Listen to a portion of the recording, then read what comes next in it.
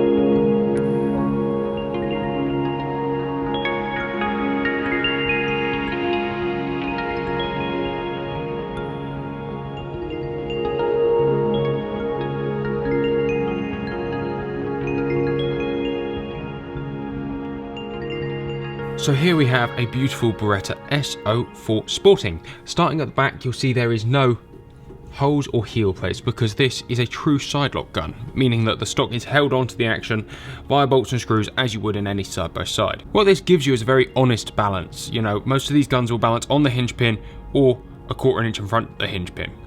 This one's a little bit front heavy over the hinge pin because it's been fitted with Briley's, but we'll get into that in a bit as we do. The stock on an S04, we can see varying grades if you actually call it a grade. It is Beretta grade 3, which is a standard European grade 5, and as you can see, it is beautiful. Obviously all handcrafted. At this point, we should take a little juncture and talk about the SO series for those of you who don't know what this is. So the SO series was invented or started in 1935 and was the brainchild of a guy called Tullio Marangoni. Marangoni was Beretta's chief designer back then, and having seen Browning's superposed action be released, thought it was a little deep. So what he went to do was create an over and under in more of a Boss or Woodward style, and as such, you'll see a lot of the things in this action. I'm just going to jump forward a little bit. You see a lot of things in this action that you would see in those. Firstly, you have a locking lever over the top, and you have stub pins instead of a full-length hinge pin. This actually meant that action could be significantly shallower than the Browning by competition, and this same technology of the trunnions or the stub pins has fed all the way through all of their guns pretty much forevermore. Essentially what we're saying is this is a revolutionary design. This being an S04 was born in 1968, and a couple of years later you started to see the Skeet and Trap models. This being a sporting model in itself, they weren't released until the early 80s, and this particular gun is a 1989 vintage. As you can see on the barrels here, it'll all be stamped up. We have AP, that is meaning 1986. And as you can see, PB, Pietro Beretta, S04, the serial number, and so on and so forth.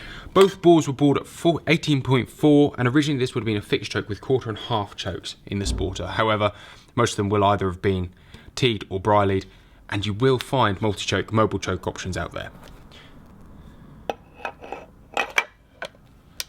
There's a lot of technology you'll see in here that actually is relatable to the 680 series that came out after.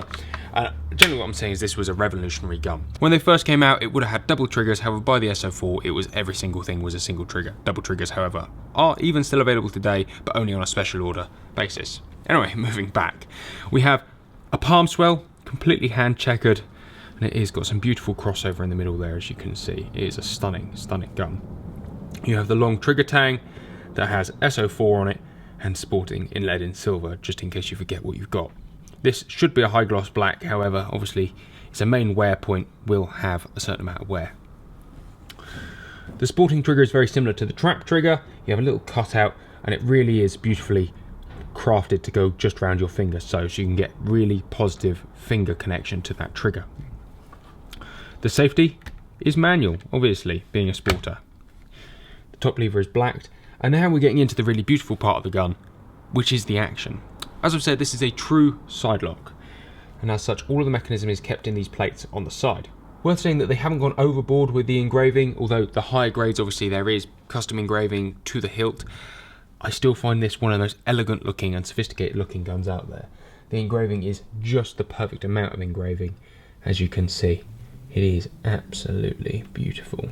Instead of a locking bar in the bottom, a full-length bite or anything like that, they opted instead for one of these. This is a crossbar, and this actually locks over the lumps on the back of the barrel to keep it tight. A very strong and very sturdy action. You'll still see this same design taking place in the DT11 series. However, obviously they are now significantly more machine made.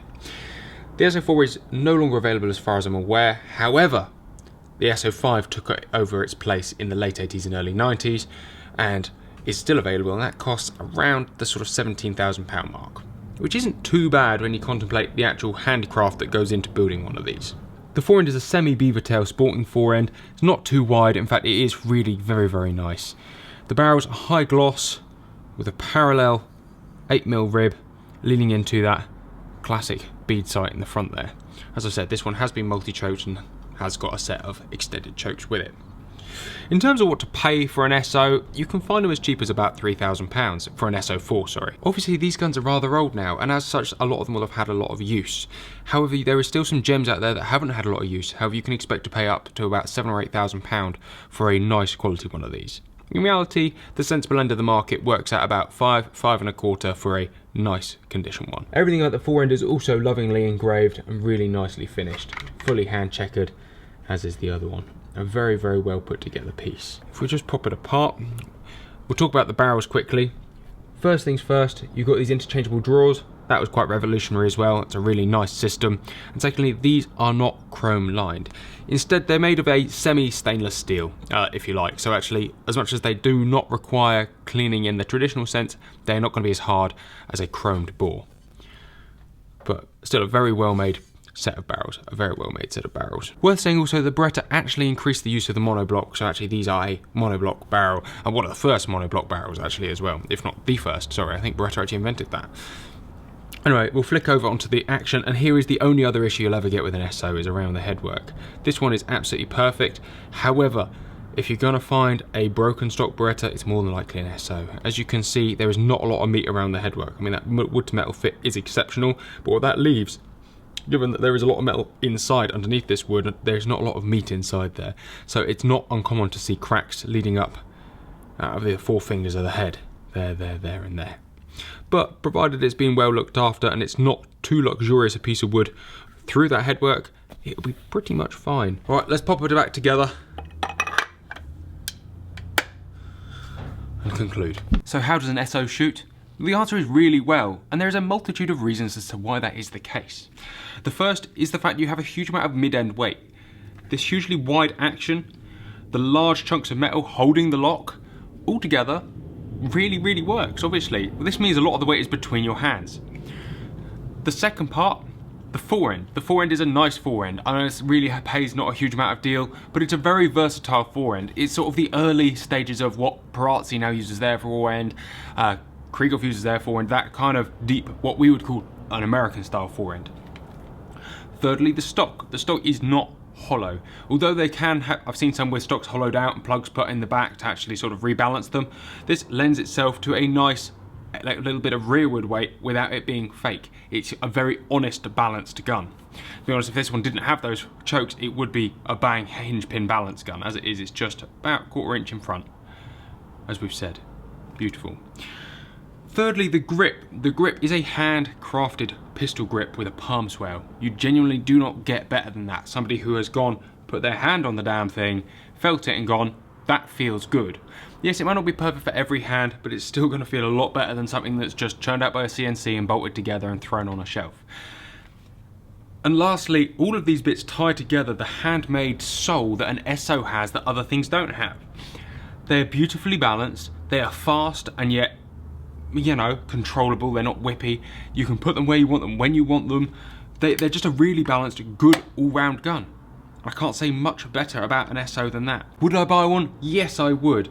Would I consider one for long-term ownership? Probably not. I give guns a hard time, purely based on the fact that I look after everyone else's guns for a living. It's like a mechanic's car. And as such, the fact that they're not perhaps as hard as I would like is the only reason I wouldn't own one.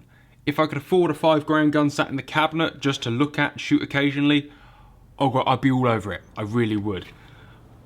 Because they are so beautiful. Obviously available in higher grades, and we might be able to get our hands on something with a little bit more engraving in the future. But even then, I really adore this engraving pattern. They are just beautiful. Guys, thank you very much for watching. Take care. Goodbye, and we'll see you next time.